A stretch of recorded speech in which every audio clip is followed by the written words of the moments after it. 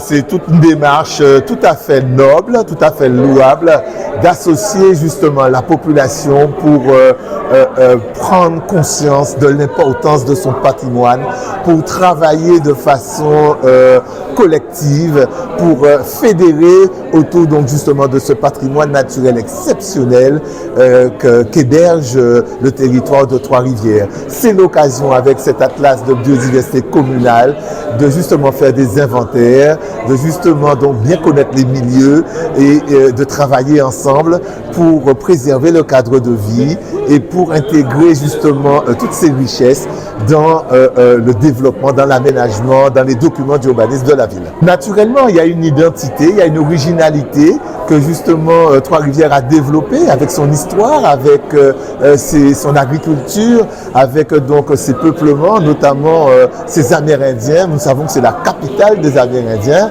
et donc ils ont laissé des traces, ils ont laissé pas simplement des pétroglyphes, on va dire des écritures sur les roches, mais également des traditions, des savoir-faire.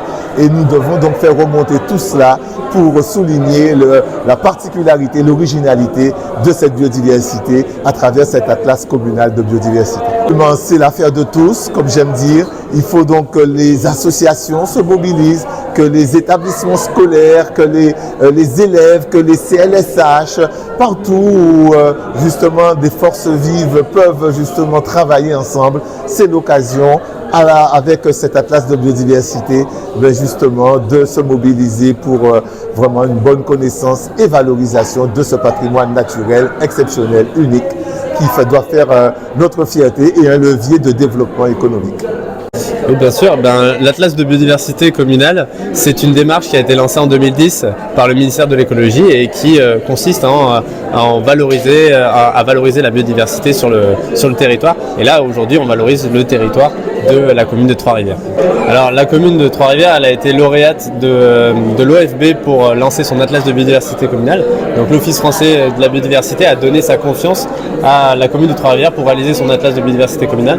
Et ce qu'elle va apporter, c'est une amélioration de la connaissance de la biodiversité. C'est des outils pour les élus pour améliorer l'intégration de la biodiversité dans la politique d'aménagement du territoire.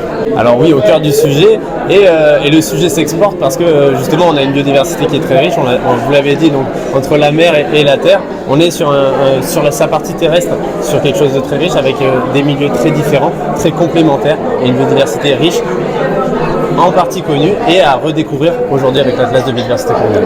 Alors il faut plus que jamais que la biodiversité soit prise en compte, il faut améliorer sa connaissance. On l'a vu, il y a 23 ABC qui sont lancés sur les communes de Guadeloupe, sur les 32 communes, donc il y a encore un effort à poursuivre et je sais que l'Agence régionale de la biodiversité, l'Office français de la biodiversité accompagne et finance donc les communes pour réaliser leurs ABC, qu'ils soient au lancement comme pour certaines et comme notamment pour Trois-Rivières et donc pour accompagner donc le lancement et la construction d'un atlas de biodiversité communale pour celles qui restent à se lancer.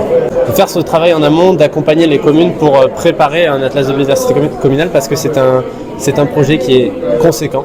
On est sur un projet qui va recenser toute la biodiversité, qui va améliorer la connaissance de celle-ci, qui va apporter des outils à la commune. Et pour être sûr d'avoir les meilleurs outils possibles, il faut que la commune soit suffisamment armée pour pouvoir répondre à cet objectif qui est un challenge pour la commune.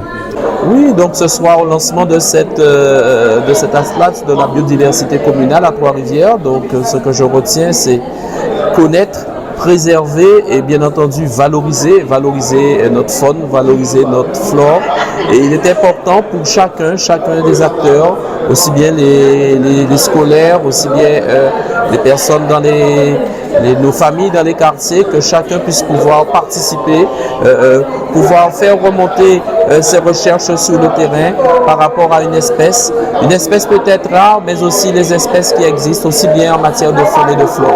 Ah oui, donc Trois-Rivières avec toute sa diversité, Trois-Rivières avec ses rivières, bien entendu, Trois-Rivières avec ses étendues, Trois-Rivières avec cette partie de la forêt, du parc, Trois-Rivières aussi avec ses plantations et Trois-Rivières avec ses espèces. Et c'est la raison pour laquelle il est important que chacun puisse porter, contribuer à démontrer que Trois-Rivières est riche certainement culturellement, nous l'avons démontré. Nous sommes une terre amérindienne là où il y a le plus de pétroglyphes, mais aussi nous sommes cette terre amérindienne où on retrouve ces espèces végétales, où on retrouve aussi cette faune, cette flore qui nous permet de dire que Trois-Rivières reste et demeurera une commune riche en patrimoine, en culture, mais aussi en faune et en flore. Oui, alors c'est vrai que c'est ce travail de recherche qui sera opéré sur le terrain, parce que très souvent nous pouvons côtoyer des espèces sans savoir quelles étaient leur importance ou depuis combien d'années qu'elles y sont. Et donc les experts seront là pour nous permettre d'avancer sur cette connaissance et de permettre encore de mieux préserver et valoriser ce patrimoine de Trois-Rivières.